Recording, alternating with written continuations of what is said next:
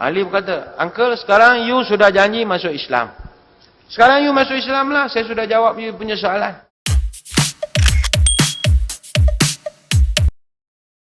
Saya tanya ni soalan saya tak tahu, you boleh jawab ikut Quran punya jawapan. Ini banyak, pandailah you. Ali berkata, "Uncle, sekarang you sudah janji masuk Islam. Sekarang you masuk Islam lah, saya sudah jawab you punya soalan." Apa jawab Yahudi? Ini macam Ali. Kita mesti mau fair. Ini tadi soalan, saya tanya sama you punya bos. Saya ni betting bukan main-main punya betting mah. Ini betting masuk Islam mah. Kalau masuk Islam mah, ini cerita banyak kuat. Oh, banyak bahaya. Ini macam lah. Saya tanya you satu soalan, you jawab. Baru fair mah.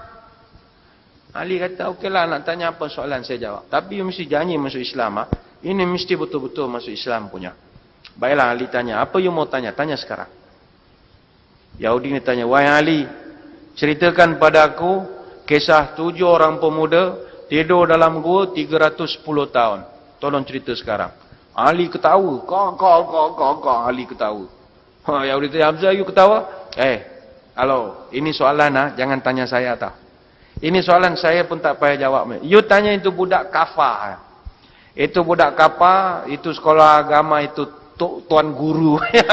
You pergi nanti budak kafar habis cuti sekolah, you tanya sama budak. Budak kecil pun tahu ini cerita, you tahu. 7 orang pemuda tidur dalam gua. Siapa tak tahu? Ini dalam Quran ada surah Al-Kahfi apa? Apa masalah? Yahudi kata, "Saya tak mau tahu itu Quran punya. Itu saya tahu you mesti boleh jawab punya. Saya mau tahu ini yang Israel punya version. Christian punya version." Sebab tuan-tuan, dalam eskatologi Kristian, mereka pun ada kisah The Seven Sleepers. Itu memang ada dalam eskatologi mereka.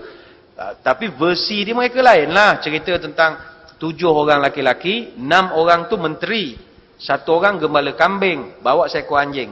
Lebih kurang versi kita jugalah. Lari daripada kerajaan Dikianius, dekat dengan Rom, kerajaan Parsi di Turki sekarang. Dia dipenjarakan atau dikurung dalam gua oleh Raja Dikianius. Sebab dia orang ni pengikut Nabi Isa AS. Dia versi Kristian lah. Kerana dia ni tetap tegar menyembah agama yang dibawa oleh Nabi Isa, Raja Dikianius sumbat mereka di dalam gua, dikuncikan gua itu, ditutup. Jadi mereka, Dikianius sangka mati. Rupanya mereka ditidurkan oleh Tuhan selama 309 tahun. Ini versi The Seven Sleepers daripada versi eskatologi Kristian. Jadi Yahudi ni dia cabar kepada Ali. "Wahai Ali, kalau betul kau rapat dengan Nabi, Nabi pula itu adalah the last messenger, sebagai utusan paling akhir, mesti dia tahu semua mesej yang dulu-dulu. Takkan dia tak tahu cerita Kristian, cerita versi Yahudi macam-macam. So kami nak tahu sekarang, itu kejadian berlaku di mana? Apa nama negara dia? Apa nama negeri dia? Istana dia besar mana? Dia punya istana berapa tiang? Berapa lampu?" Dia tanya detail kepada Ali. Sebab dalam Quran, tuan-tuan buka surah Al-Kahfi, memang surah Al-Kahfi ini bermula ayat ke-10 itu memang ada cerita, tetapi tidak detail. Allah tak detailkan. Bahkan cerita Ashabul Kahfi dalam Quran, Allah tak perincikan pun, berapa orang pun Tuhan tak perincikan. Bahkan Allah sampai kata, kau tak payah fikirlah 4 orang ke, 10 orang ke, 6 orang ke, ini bukan, it's not your problem, kata Allah Ta'ala dalam Quran. Allah pun tak suruh kita kira berapa. Tapi dalam eskatologi Kristian, ini cerita besar. Maka dia cabar Ali, kalau betul Nabi kau tahu tentang agama, mesti dia tahu cerita ini. Sebab knowledge, kita pun tak tahu. Dalam masjid ni, saya kira kita pun tak berapa mahir sangat cerita Ashabul Kahfi. Siapa nama menteri tu? Kita pun tak tahu. Sebab kita tak disuruh tahu. Tapi Yahudi ni dia cabar Sayyidina Ali. Ali pun, bila dah dicabar begitu, dia pun jawab. Yahudi ni dia lupa Sayyidina Ali ni bukan sekadar seorang sahabat biasa. Dia ni adalah sepupu Nabi. Daripada kecil duduk dengan Nabi. Banyak benda yang berlaku dalam rumah, orang lawak tak tahu. Banyak ilmu-ilmu yang Nabi sampaikan pada dia. Sementara lagi dia menantu kepada Nabi kita. Kita cerita kehebatan Ali ni bukan makna kita Syiah. Tak. Kita nak cerita Ali dia ada tahap dia. Dia ada keistimewaan dia. Nanti lain tahun kita cerita pula Abu Bakar, Omar, Osman. Semua ada dia punya tahap legend-legend masing-masing. Tapi Ali memang dia legend. Lalu Ali pun kata beginilah, saya boleh jawab you punya soalan. Sebab satu ketika dahulu, Rasulullah pernah bercerita kepada saya tentang kisah pemuda-pemuda ini. Kata Sayyidina Ali, kisah ini terjadi di kota Efesus. Yang mana Efesus diperintah di bawah kerajaan Rom. Ketika raja dimangkat, datanglah seorang raja dari Parsi bernama Dicyanus. Dicyanus telah menjajah Efesus dan di sana dia telah mendirikan sebuah istana. Sampai bab istana, Yahudi ni angkat tangan. Sekejap. You sebut istana.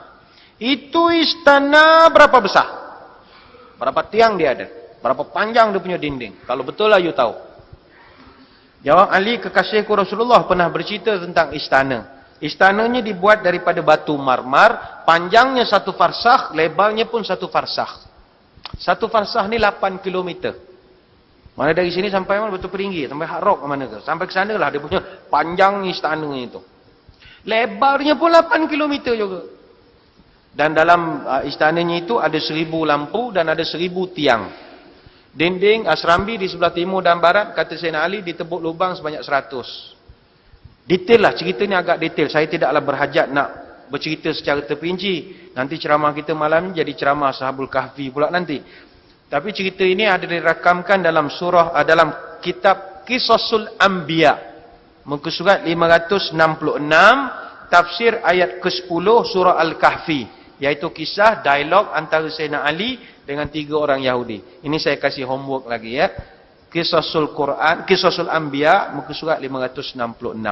Cerita tu panjang. Pada penghujungnya, Yahudi ini tak masuk Islam juga. Dia tanya macam-macam soalan, tapi dia tak masuk Islam.